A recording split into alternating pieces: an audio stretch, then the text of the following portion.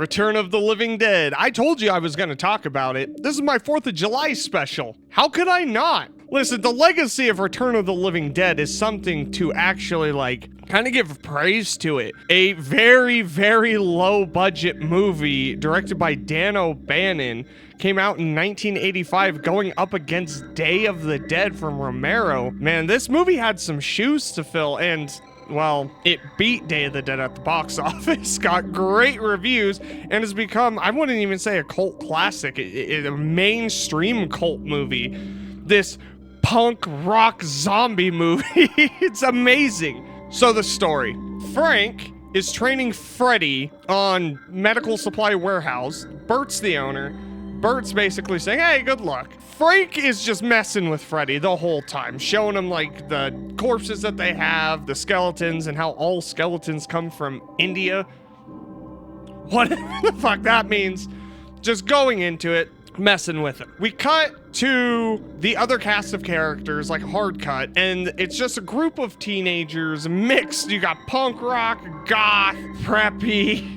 It's a nice little cast of characters. They're all hanging out. They're wanting to party. They need a ride, so they go get Suicide, and they're driving to meet up with Freddy at the Medical Supply Warehouse to pick him up so they can all go party for the 4th of July. Meanwhile, Frank and Freddy are kind of going over some training things, Freddy's just flipping through a medical book, and Frank brings up Night of the Living Dead and how it's based on a true story, and that they were gonna sue George A. Romero for telling the true story, so he had to change some things around, and that the zombies was an isolated incident, and they put the corpses in these barrels, and the army accidentally shipped it to their medical warehouse, and they have them in the basement. Everybody got that? They go down and look, and, Freddy's like, hey, these things don't link, and Frank is like, of course not. These were made by the Army Corps of Engineers or whatever the fuck, slaps it and immediately starts leaking gas. So the gas gets circulated through the HVAC system and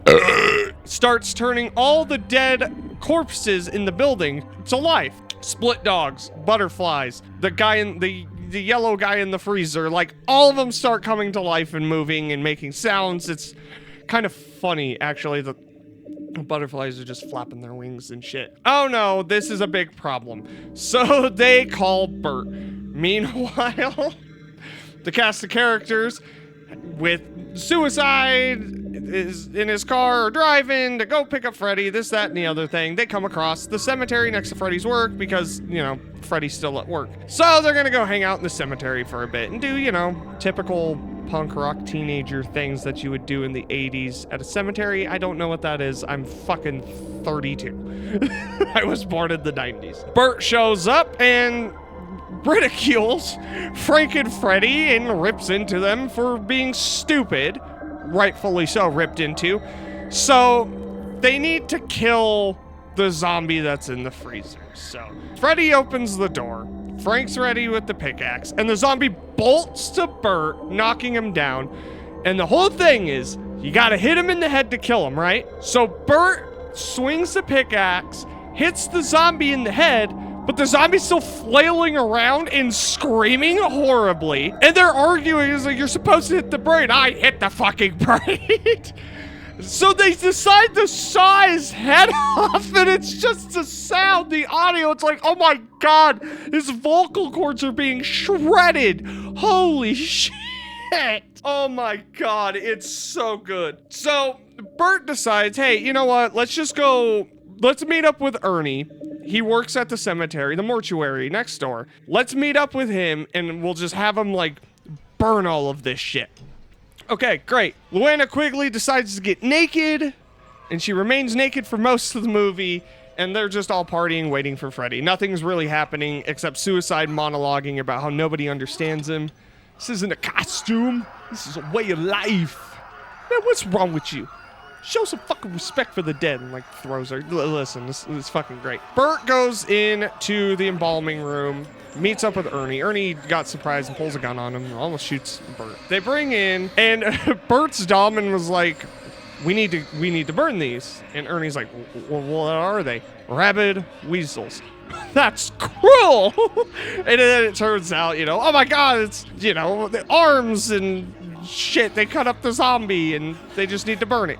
So that's what they do. They load it up.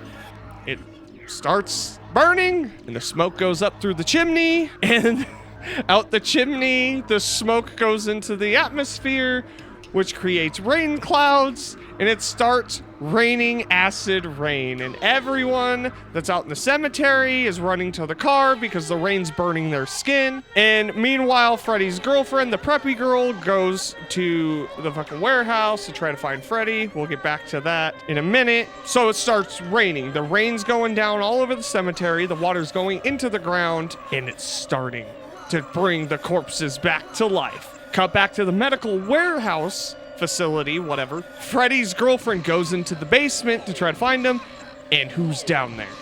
The Tar Man, one of the most iconic zombies of all time. His design, sound, everything is amazing. The way he moves, it's like he's barely being held together as a zombie. It's amazing. And they're smart, too. She locks herself in a closet, and he is like, oh, I'm just gonna hook this hook to the handles and use this crank to pull the doors off. Meanwhile, the group is in the car, and then they decide, oh, let's go into the medical warehouse. Like, fucking this car sucks. We're still getting wet because there's a bunch of holes in the ceiling, and Suicide smashed on all the windows because he was mad. They go in there. They hear her, what's-her-fuck screaming. They go down to the cellar.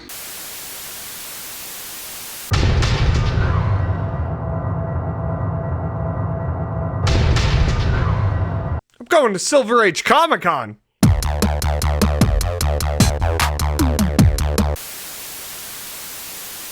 And then Suicide gets his brains eaten.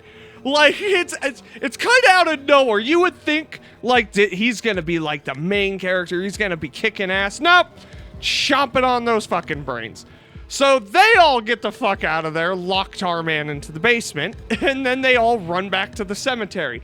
Meanwhile, Freddy and Frank aren't looking so good. They have to call some paramedics, and it turns out, whoa, they're dead. They're still conscious, but they're dead. They have no pulse. They're room temperature. It's like, it's crazy. They're not even breathing.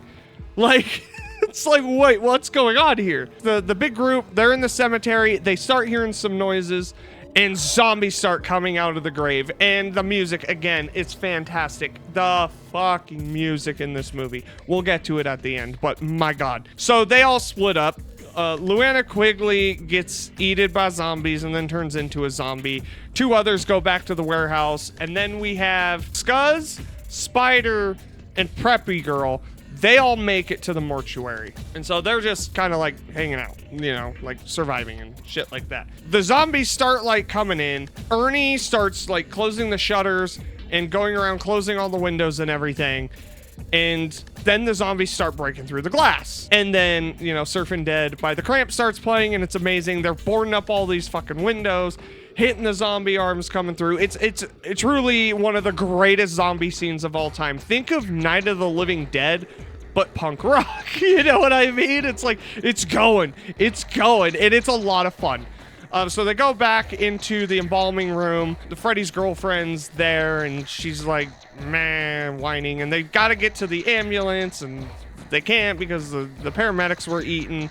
And the zombies can talk. They're calling in more paramedics. The police are arriving, and it just keeps escalating, and the zombies just keep eating whoever comes in. The zombies start breaking through some of the barricade on the windows and stuff, so they got to go redo some of the barricade, and that's where Scuzz dies. He gets eaten by the zombie.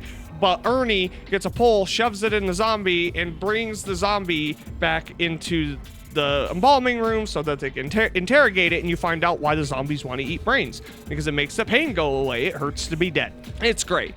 So we're going to fast forward a little bit. Oh my goodness. So Freddy and Frank both get locked up in the chapel room. Frank turns into like full-on zombie mode, trying to eat his girlfriend. He gets acid splashed in his face. While that's happening, Frank escapes into the crematorium and then burns himself because I guess he doesn't want to be a zombie. I feel bad for the guy, which just perpetuates the cycle because he's a zombie and it goes up in the air. And all hell's breaking loose. They need to figure out what the fuck's going on because it just keeps escalating. So, the plan. steal one of the cop cars, get everyone in it, and get the fuck out of there so they could find the phones. So Spider and Bert both run out because Ernie broke his leg or his foot or something. So they run out, grab the police car, they drive up, they're swarmed with zombies, so they gotta make a break for it. So Ernie and preppy girl, Freddy's girlfriend, go up into the attic and barricade themselves in.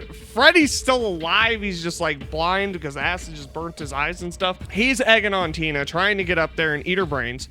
And it's really dark and disturbing. So Spider and Bert get back to the warehouse to use the phone. They meet up with the two others that are there. And pretty much they unlock the door, unbarricade it. Tarman's there. Bert hits him with a Louisville Slugger like baseball bat, just knocks Tarman's head clean off. They go down there. They call the army. The phone number's on the tank. They talk to the general, and then the general's like, "Oh, we have a containment plan for this." They fucking nuke. They nuke the city. And it supposedly kills all the zombies, but not really because, well, all the fires are burning the corpses, and then it's creating the smoke, and it's just an ongoing thing. So that's the story of the movie. So let's get into it. It's very well acted. There's some hammy bits. James Karen he's hilarious in it as Frank. Tom Matthews as Freddy was amazing. He goes from suffering to dude is like falling over chairs. He's getting into it. Everyone here does their job great. Luana Quigley is there to be naked the whole time. It's great. Miguel Nunez especially, like, I love him in all of the movies I've ever seen him in. And Friday the 13th Part 5 especially, it's a very quick role, but he's just a fantastic actor.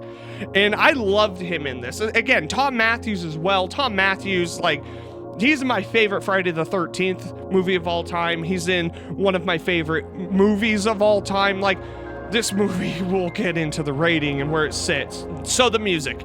It's all punk rock music, and it totally fucking works. And then you have the main theme of the movie.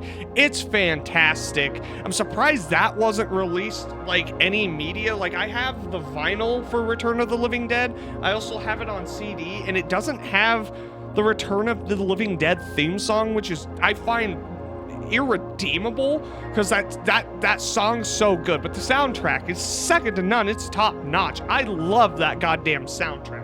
Sound design's good. The effects are iffy at times, but again, really good. Like the zombie that's in the embalming room that they're interrogating, there is spinal fluid coming out of her spine, man. It's like, oof.